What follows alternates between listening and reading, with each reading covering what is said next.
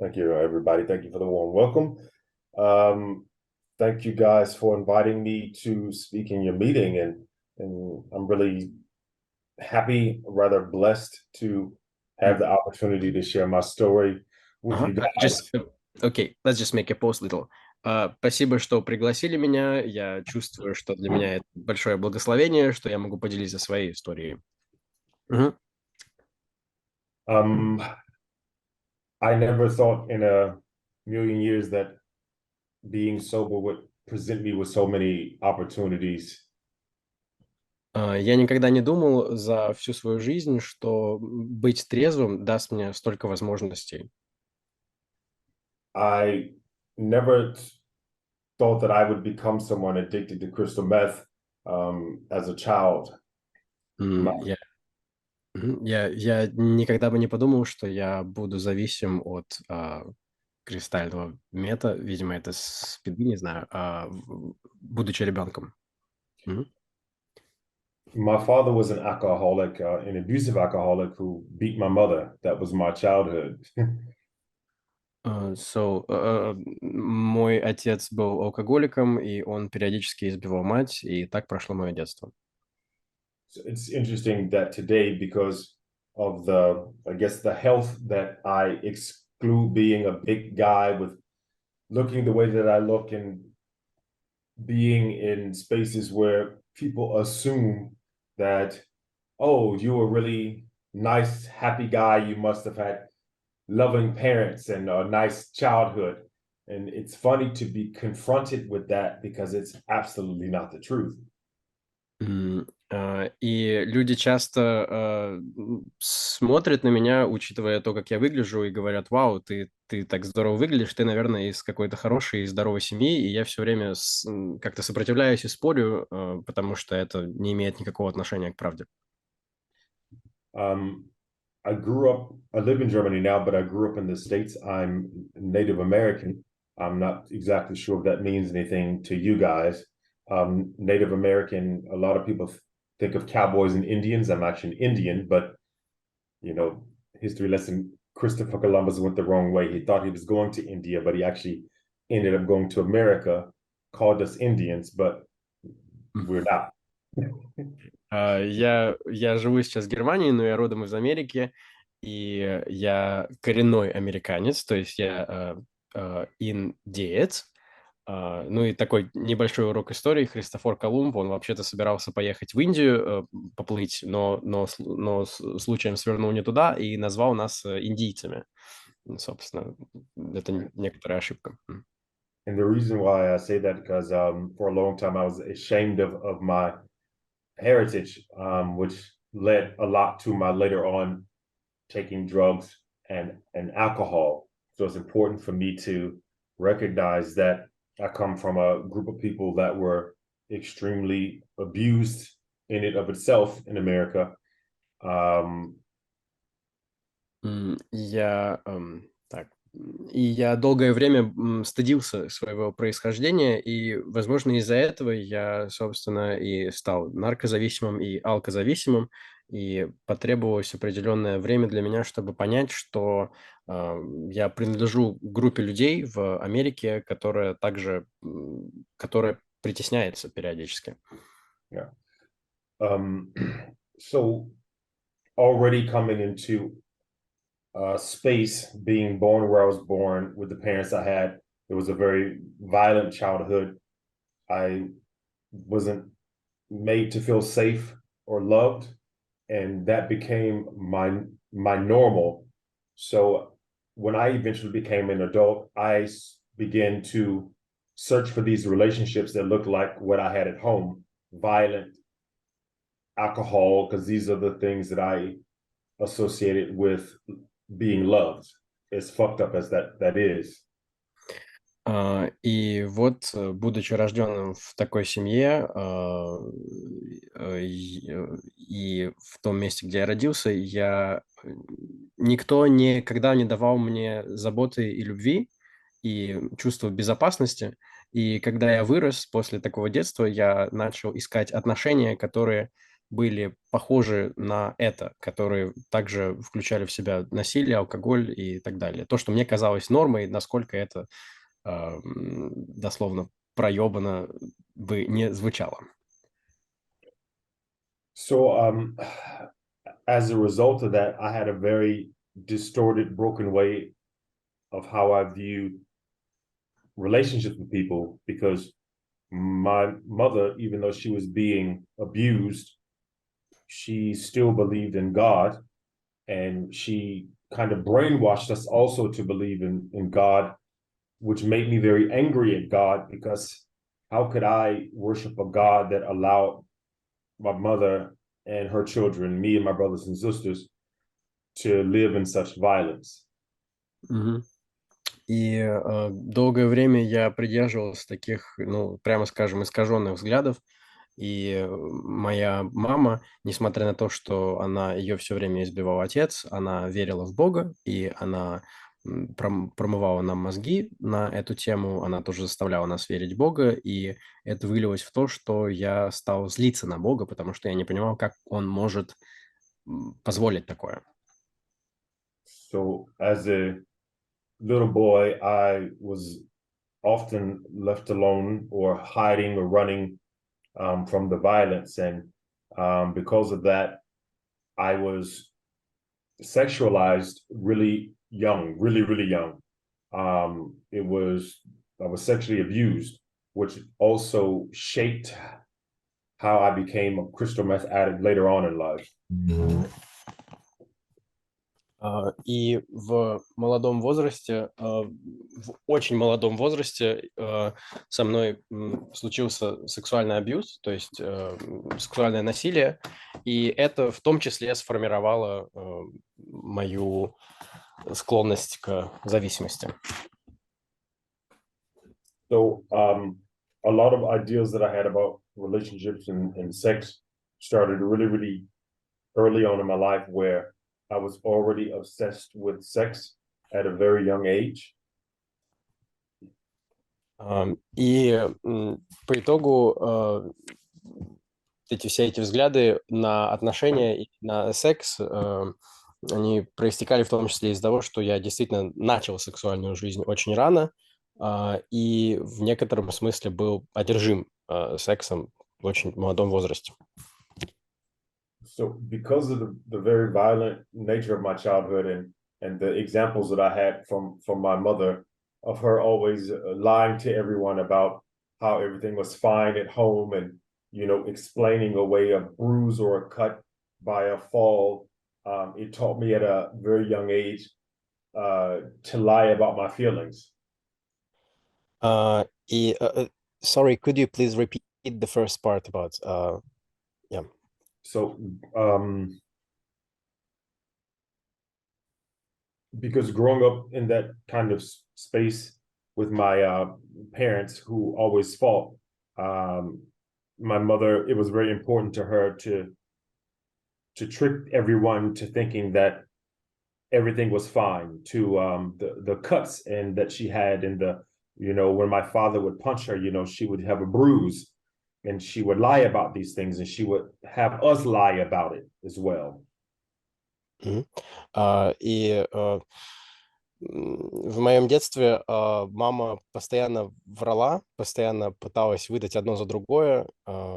И, например, когда они дрались с отцом, и, например, у нее были синяки, она говорила, что она придумывала какую-то историю, врала об этом, и она заставляла нас тоже врать, и это приучило меня с детства врать о своих чувствах. So from a very young age, I was already thinking about sex, lying about it, always thinking that I had to trick everybody into thinking I was fine because that's what I was trained to do. И с самого юного возраста я уже много думал про секс, я думал про то, как врать о своих чувствах, как прикидываться и заставлять всех верить, что со мной все супер и все хорошо. So, and because of that, I was very ashamed of my family, ashamed of our life. I didn't have many friends. I was very isolated. И я очень стыдился своей семьи, своей жизни. У меня почти не было друзей, и я чувствовал себя глубоко одиноким человеком. So when I got a little older and realized I was gay, there was a lot of abuse in the house because of my mother's fanatical religious belief in God. So she abused me because I was gay, and so it made life, which was bad, a little bit worse. И когда я немного повзрослел, я понял, что я гей, и это породило много насилия в семье, потому что моя мама из-за ее фанатичной религиозной веры, она очень часто за это меня травила, и, конечно, это добавило пару минусов к и без того плохой жизни. My thinking was like, so this God is supposed to be so loving and kind, so why does God let you get your ass beat every day by dad, and then you in turn you beat me because you're just inflicting on me the pain that you got from somewhere else. И я все время задавался вопросом, если Бог такой любящий и замечательный, то почему Он позволяет отцу так тебя избивать, и почему он допускает, что и ты дальше эту боль переносишь на меня и избиваешь меня. So already having these thoughts already at ages 9, 10, 15, very dark and very angry at God, at the world for being so nasty, so violent and unfair. И вот уже начиная примерно с 9 и вплоть до 15, и далее я был очень зол на Бога, на мир за то, что все это очень гадко и несправедливо и жестоко. My parents divorced when I was a child because the violence got so bad to where he almost killed my mother, and that's when she finally decided to leave him. Мои родители развелись из-за того, что насилия в какой-то момент стало слишком много. Мой отец однажды чуть было не убил мою мать, и только в этот момент она решила, что с этим нужно что-то делать. So at this point, I kind of lost faith in people. I just shut down, which was just the emotional response to that kind of abuse, which kind of saved me because I just learned not to feel anything. И это, конечно, подорвало мою веру в людей, и более того, в какой-то момент я просто выключил эмоциональную реакцию на все это насилие, что в некотором смысле меня спасло. Я научился просто ничего не чувствовать. And so that's kind of how I operated from my teenage years to my young adult years. And up to that point, I had not taken any drugs. I didn't drink because I was thinking in my head, I don't want to be anything like my father. И вот примерно так прошло мое взросление с подросткового возраста до первых взрослых лет. В это время я не принимал никаких веществ абсолютно, и в том числе я не пил, потому что я не хотел быть как мой отец. So all of the relationships I started to have when I became of age to start dating, I always found comfort in what I knew. And at the time I didn't know that somewhere inside me I was searching out people just like the relationships I had at home. И когда я начал знакомиться с людьми, все мои отношения с людьми, в том числе и романтические, они проходили, м, в них я пытался найти что-то, что мне было привычно, и в то время я не понимал, что это привычное, это то, что было у меня дома с насилием и так далее. So I only wanted to be with somebody strong and wasn't that in emotions I view as being soft, and I did not appreciate kindness. And I don't know if this thing exists in Russian culture like it is in America, this idea of like when I was a young gay guy wanting to be with this super macho guy, strong, and being attracted to somebody that was emotionally unavailable. А, И я был глух к таким вещам, как доброта, нежность, теплота. И я не знаю, есть ли такое в российской культуре, но в то время я искал какого-то такого мачо, большого мужика, который при этом был бы эмоционально недоступным. Ну, да. And so this is what I started to do to become this idea of what I had for a man. I'm fairly tall. I have lots of tattoos. I'm big and muscular. I wanted to become this idea of masculinity, but what I ended up doing is becoming a caricature of masculinity. И я начал искать такого мужчину, и сам я в какой-то момент принялся становиться каким-то воплощением маскулинности. То есть я достаточно высокий, и у меня много тату и мускулов, но вместо этого я стал скорее пародией на маскулинность. And because I wanted to become this idea of what I was attracted to. And ultimately, what I was attracting were people with no heart, no feelings, no thoughtfulness, no kindness, only people that wanted to abuse and use me. But that was what was comfortable for me because that's all I knew. И в конечном итоге я обнаружил себя в среде людей с такими людьми, которые не были эмоциональными, не были открытыми эмоционально и не чурались насилия, какой-то грубости, жестокости. И это то, что мне казалось привычным, и то, к чему я привык на тот момент. And so what ended up happening from that is that I started to believe in this inner dialogue that I was unlovable because I couldn't find people to love me. I didn't know how to, at that time, take responsibility that I was choosing these people. I was choosing the abusers because that's what I was used to, and I didn't even realize that at the time. И в какой-то момент я начал прислушиваться к голосу совести, к какому-то внутреннему монологу, внутреннему голосу, который говорил мне о том, что я никем не любим. И на тот момент я не понимал, что это вообще-то зона моей ответственности, что я выбираю таких людей, таких абьюзеров, насильников, которые, разумеется, мне этого не давали.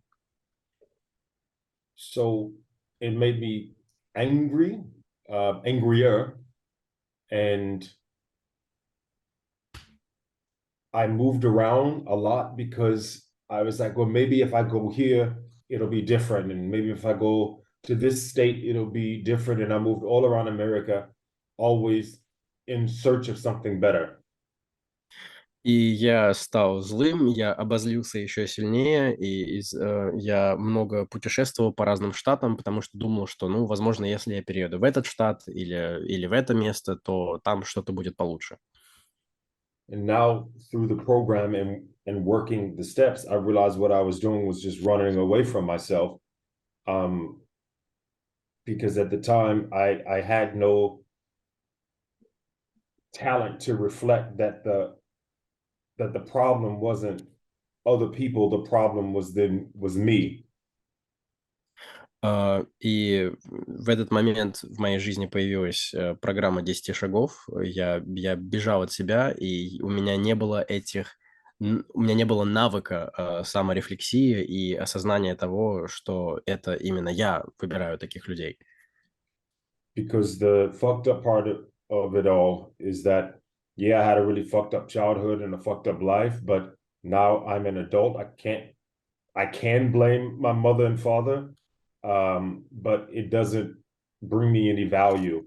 Um, I had to start taking responsibility of my life rather than using my past as an excuse for fucking over other people and taking advantage of other people. И по итогу из-за всех этих ужасных вещей, из-за моей ужасной матери, ужасного отца, ужасной жизни, я пришел туда, куда пришел. У меня у самого была ужасная жизнь, но в какой-то момент я понял, что это мое прошлое, и если я постоянно буду про это думать, то и винить своих родителей и все, что со мной произошло, это не придаст мне самому какой-то ценности. И сейчас я взрослый, я это осознал, и я понял, что я могу взять ответственность за самого себя и что-то в своей жизни поменять. And so I ended up moving to Germany with a guy that I barely knew. I still hasn't, at this point, at 35, had not tried drugs. I was in a relationship with a guy who took drugs, not crystal, the other stuff, the lighter stuff. I call it drugs for babies. Я переехал в Германию с парнем, которого я едва ли знал, и это случилось в 35, и к этому моменту я еще ничего не принимал, хотя этот парень принимал, он принимал что-то полегче, чем кристаллический мед. Я это называю наркотиками для бэбиков, для малышей. And so my crystal meth career began like this. We have been dating. I've been a year in Berlin, and we had booked a trip to go to Tel Aviv, my first gay pride ever at 35. And everybody was high on pills or whatever, and I took my first ecstasy. And that was the moment everything went downhill. Sorry, could you please repeat? You took your first what? Ecstasy pill. All right. Yeah. And then everything after that just, went down. Окей. И в 35, в общем, началась моя карьера в веществах, скажем так, таким образом, что мы решили поехать в Тель-Авив на первый мой гей-прайд, и там все были под чем-то, и я тоже я скушал экстази, короче, колесо, и с этого момента все пошло по наклонной очень сильно. Because up to that point, I had just been a really angry, depressive fuck, which a lot of people found hot because, that came across as me being this macho guy, and I think when I took that pill, it was the first time I'd ever felt joy. And that was the thing that made me immediately an addict for drugs. И потому что это все очень сильно изменило. До этого я был таким каким-то мрачным, депрессивным дрочилой, хотя для многих это было чем-то таким супер горячим, типа вау, ничего себе, мужик такой большой, крутой. И когда я попробовал экстази, я впервые за долгое время я почувствовал эйфорию, счастье, и, разумеется, я моментально стал зависим. And it also unlocked this sexual nature in me that I had locked away since I was a kid, since having sex so fucking young. And that was the thing that made it dangerous. So this thing that made me magically very happy and feel very nice. И прием, в общем, экстази, он, разумеется, как-то раскрыл ту сексуальную какую-то энергию и сексуальность, которую я, скажем так, подавлял в себе с тех самых пор, когда у меня случился первый травматичный опыт в детстве, и это стало просто опасным. потому что я, с одной стороны, был очень таким счастливым ну и крутым парнишкой. So in many ways, I'm grateful for drugs because it allowed me to discover just how fucked up I was inside.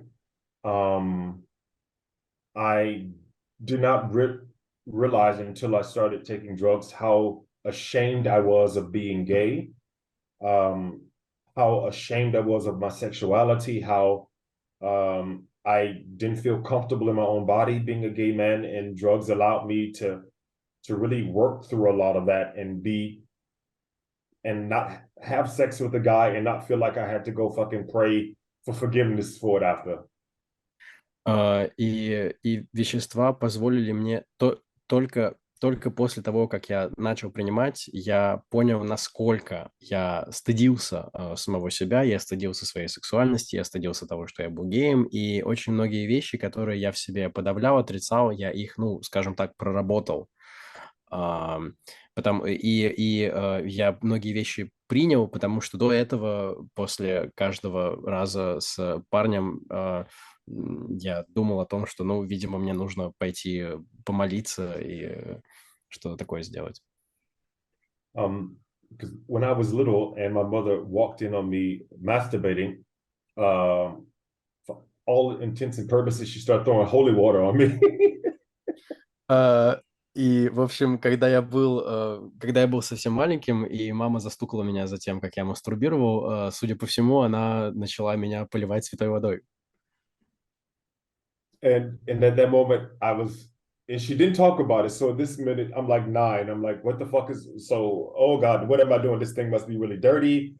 It fucked me up. So, and I didn't realize I had been holding on to that shame to my own body, my penis, until drugs just allowed me not to give a fuck about anything until these baby drugs, ecstasy, they stopped being enough. And then came the graduation to crystal meth.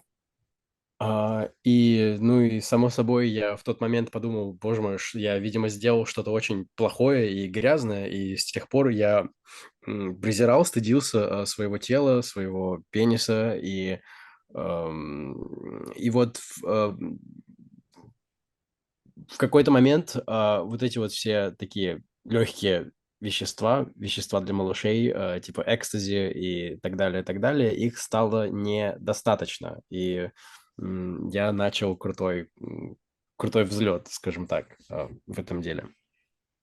So I was invited to a sex party and Crystal was there. I never tried it before. And I was like, I knew it was bad.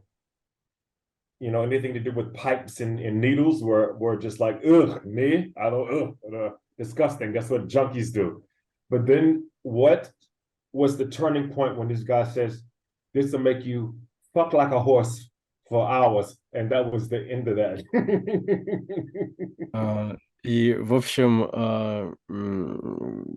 до определенного момента я думал, что все эти пайпы, иглы, там, шприцы и прочее, это все какая-то, ну, мерзость, этим только какие-то совсем уже конченые наркоманы занимаются, и пока мне один парень мне сказал, что ты сможешь трахаться как лошадь много часов подряд, и все, здесь даже говорить нечего, это реально что-то крутое.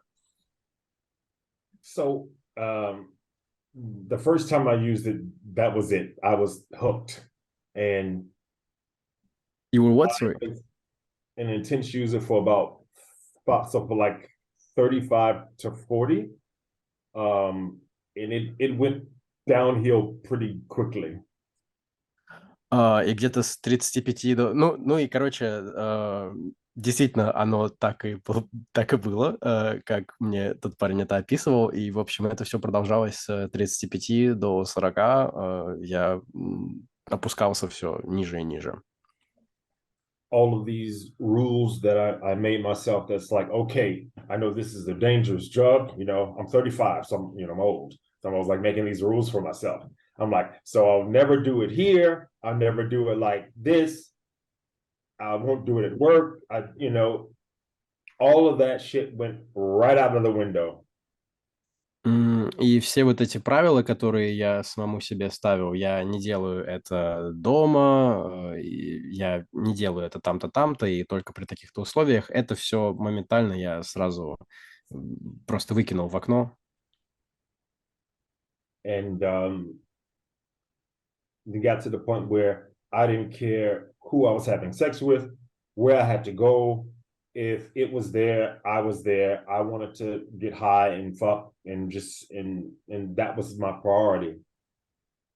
И в то время мне было глубоко все равно, где я, с кем я.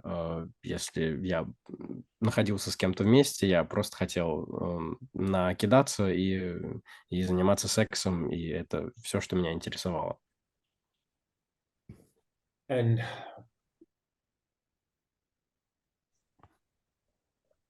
COVID was amazing and horrible in so many ways that I didn't have to work. I could just take drugs and fuck all day. Berlin, why not?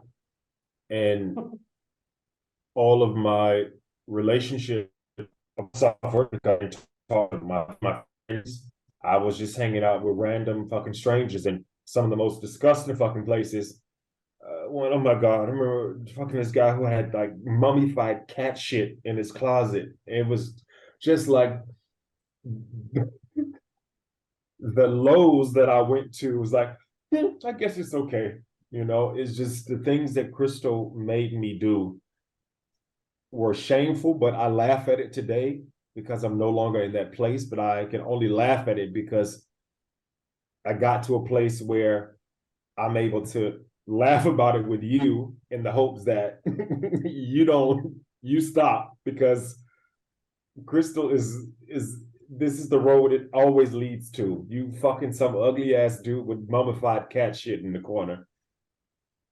В общем, и я опустился до каких-то невероятных, не знаю, до какого-то совсем дна. И многие вещи, которые мне бы показались абсолютно, ну, какими-то недопустимыми, отвратительными, я думал, ну, ладно, почему бы и нет. И could you please, like, repeat that part with, like, mummified cat shit or something? Yeah. And but cat poop that's been Right? there for I don't know months, maybe years. All right. It's so dry and looks like it belongs in a museum. So, like, what was done to it, like, or with it? It was there, and then we were fucking, and then I was like, "What is that?" He was like, "Oh, it's probably cat shit." I was like, "And that's okay with you?" And and it was one of these moments.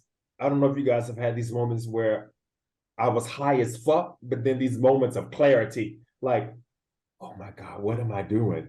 But kept on doing it. Ну, в общем, и как-то раз я трахался с каким-то чуваком, и где-то там в углу лежало высохшее кошачье дерьмо, и, знаете, я не знаю, было ли у вас такое, когда ты, ну, как бы сильно-сильно накидался, скажем так, и в какие-то моменты вдруг у тебя наступает какое-то протрезвление ненадолго, и в эти моменты я задумывался, блин, что я вообще делаю со своей жизнью, какого фига? So to wrap all of that disaster story up, oh, oh, the memories. Um, Today, my life no longer looks like that. I was introduced into the rooms by somebody that I used to be with who was a coke addict. Introduced me to Narcotics Anonymous, and through Narcotics Anonymous, I found CMA, and I immediately got a sponsor. I immediately started doing the steps because I was in such pain and suffering from crystal meth. When someone offered me another way, when they told me that I didn't have to be in pain and that they could teach me ways to live and to deal with my trauma, that I didn't have to continue to re-traumatize myself. Мгм. И сегодня моя жизнь выглядит диаметрально противоположным образом. В какой-то момент мои знакомые, которые были зависимы от кокаина, они познакомили меня с этой программой анонимных, и они сказали мне, что там тебе смогут помочь. Я быстро нашел себе спонсора. Так, сейчас. Could you please clarify what CMA stands for? Crystal Meth Anonymous. Окей, да, ну, короче говоря, да, там я понял, что мне не обязательно оставаться таким травмированным, я могу проработать все свои травмы и не травматизировать, не травмировать себя по новой. Working the steps in this 12-step program have allowed me to learn what my triggers are. I demystified a lot of the shame I had around my body and around my sexuality, which was a huge thing, which led me to do a drug like crystal meth, which allowed me to be so free, which was just all superficial. По ходу освоения шагов программы я выучил все свои триггеры, я понял, где и как я прячусь от какого-то стыда своего тела и так далее, из-за чего я употреблял, и что давало мне, ну, какую-то определенную поверхностную иллюзию свободы от всего этого. So today, what my life looks like will be 2 years clean in 2 months. I've done all of the steps, found out the reason why I was so broken, found out the reasons why crystal meth was the right drug for me at that time. I worked through my shit so I could learn to be a better person and stop hurting mostly me first, learn how to love me, which I never learned as a kid. I had to learn it as a grown-ass man. И на данном этапе жизни я уже 2 года и 2 месяца трезв, я ничего не принимал, я прошел все шаги программы, и я взял ответственность за себя, я научился себя любить, и прежде всего, благодаря чему, и благодаря этому как-то пытаться менять мир вокруг в лучшую сторону. Because as I said before at the beginning, the reason I took crystal meth is that it made me forget all the pain, and I didn't realize exactly how much pain I was in until I took a drug like crystal meth, to make me realize how heavy I was with just life. So in many ways, I'm grateful for that journey. I'm grateful for coming out of it, because now am I no longer hurting myself? I'm also not hurting other people because I'm so broken, was so broken. И на самом деле я благодарен за этот путь, который я прошел, и этой дороге, с которой я сошел по итогу, потому что именно благодаря всему этому я понял то, что вещества позволяли мне избавиться от всей той боли. Это подвело меня к осознанию, сколько боли было внутри, и сейчас я научился с этим работать. Я понимаю, насколько раньше я был каким-то поломанным, да, и сейчас я могу любить себя и любить людей вокруг. There's a lot of slogans in the program, and at first I was like, what's this bullshit? And every day, a new day, and just all this kind of stuff that I didn't believe in, until I got to a point where I was in so much pain where I had to take the lifeline that was thrown to me. And I'm really grateful for that, because what I've learned is that connection is the opposite of addiction. And that's what I was always looking for with crystal meth. I was always the last to go home because I didn't want to be alone. And today my life looks so different, because sobriety has given me so much more space to live shame-free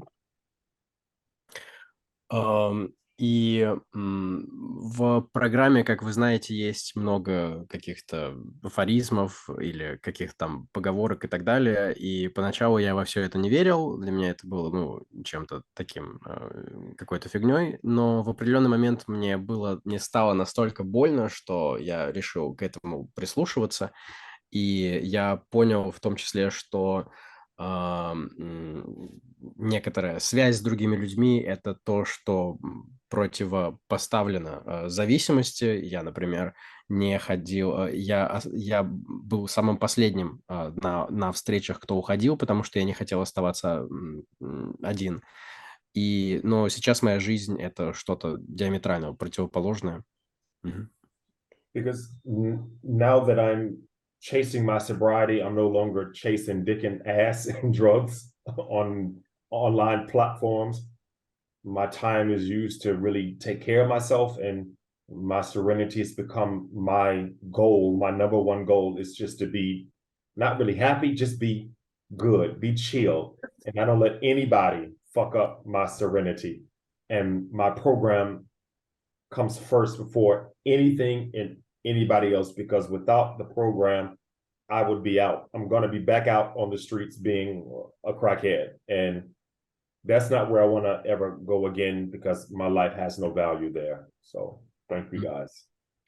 В общем, раньше я искал там по всяким каким-то приложениям писюны и попы.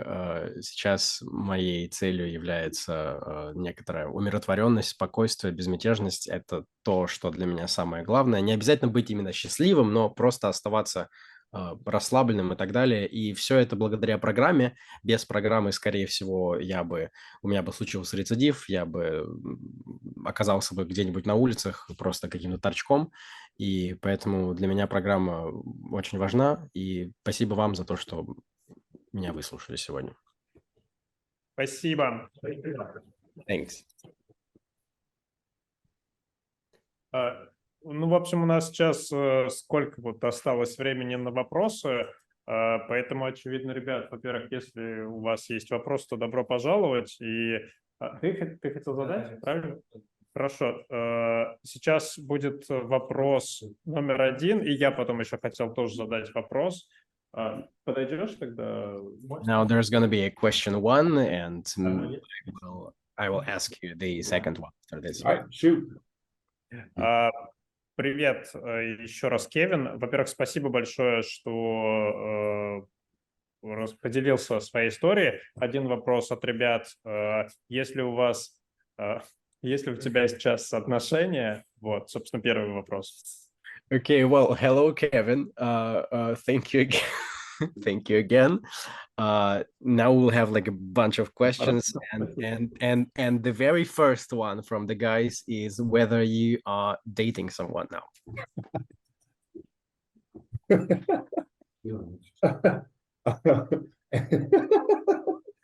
don't know why that's so fun. That's the first question. It's funny. I don't know why the question's there. I didn't think Russian guys like black guys. I don't know. Anyway, Okay. you can say that, then I'll answer. Я очень удивился, и я подумал, я не знаю, любят ли русские ребята черных. Конечно, да. Of course. Окей. Ну, собственно, я так понимаю, это ответ. Один вопрос. Count it as an answer, or...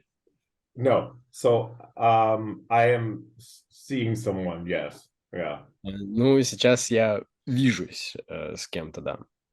Окей. У тебя тоже был? Нет, это я поддержку. Окей. Следующий вопрос я хотел еще задать. У меня два таких небольших вопроса. Первый вопрос. Я правильно понял, что ты, Кевин, прошел шаги именно по программе CMA? То есть это были не алкоголики, не наркоманы, а именно программа CMA. И второй вопрос... Давай сперва. Давай первый, окей, да. So, like, the first question is, do you understand, did I understand you correctly that you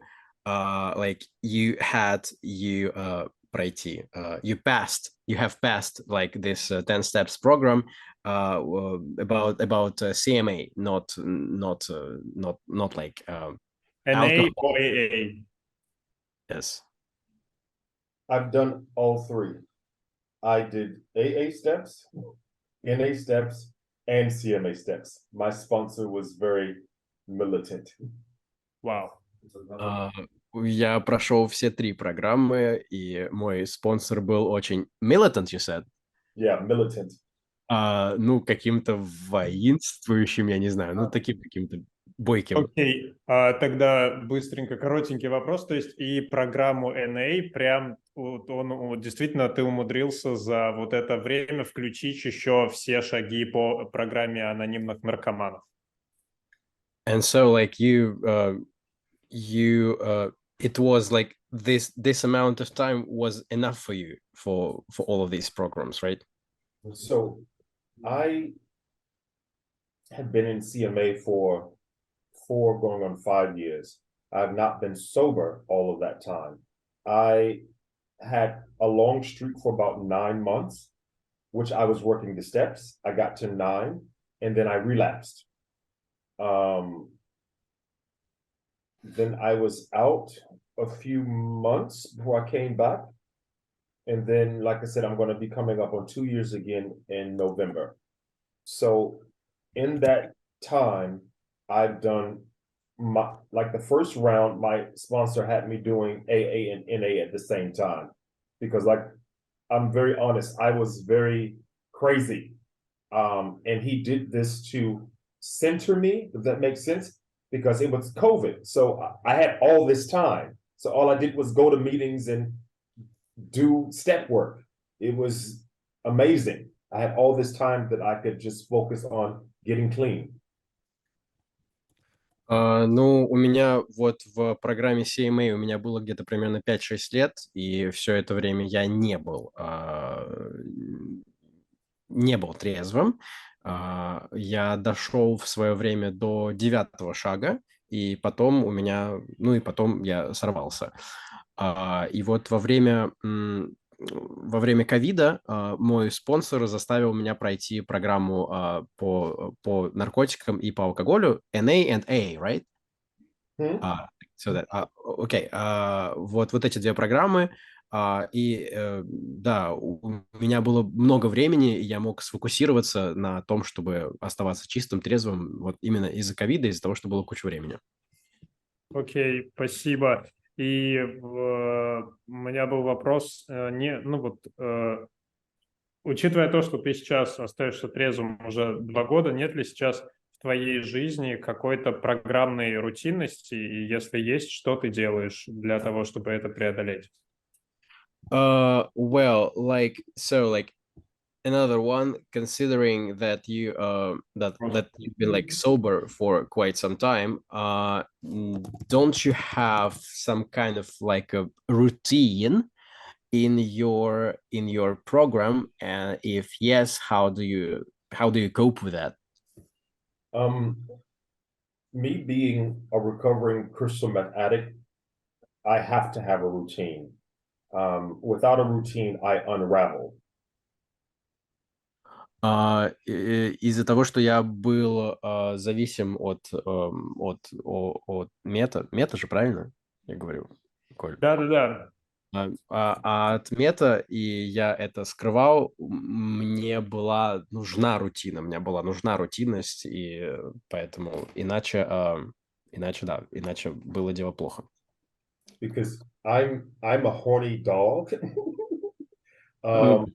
So in order to keep myself out of trouble, I don't do apps. I don't do websites. I meditate. I pray. I have to keep myself focused because I am a cat. If I see anything, I'm like, so I have to be really careful about my recovery. В общем, я похотливое животное, я это за собой знаю, и мне приходится, я не сижу в приложениях, я ничего такого не делаю, потому что я как кот, который просто увидит что-то, какое-то тело, и я тут же в эту сторону начинаю смотреть. Я знаю, что мне нужно за собой следить, чтобы не сорваться и ни на какие проблемы не нарваться. Окей. Спасибо большое, что поделился с нами опытом. У нас на этом... Коль, можно еще короткий вопрос? Я задам на русском, чтобы потом в записи осталось. Кевин, ты говорил про триггеры. Какие у тебя основные триггеры? И что бы ты посоветовал новичкам, которые вот только в программу приходят? So Kevin, you said a couple of things about your triggers. So could you like enlist them and tell to the newcomers how to deal with them, possibly? Oh, boys. Those nasty triggers. Who is this guy? Tell him to leave you alone. Tell him you're in a meeting. Okay. Oh no, just being silly. I don't watch porn. Mhm. And the reason for that is that because I live in fantasy, fantasy is the problem. Crystal allowed me to create the fantasy, and that's what's really dangerous, because intimacy is what I was really looking for.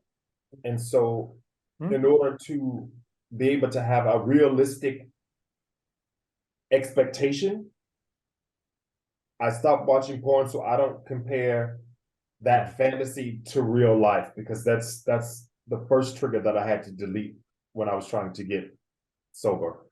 Я не смотрю порно, потому что это некоторая фантазия, и моя проблема в том, что я живу в фантазиях, и мне нужно постоянно следить за этим, за тем, за каким-то контактом с реальностью, и в том числе кристаллический мед, он тоже меня загоняет в какую-то фантазию, поэтому я просто этого не делаю, я не смотрю, чтобы, не дай бог, не пытаться сопоставлять фантазию порно с тем, что происходит в реальной жизни.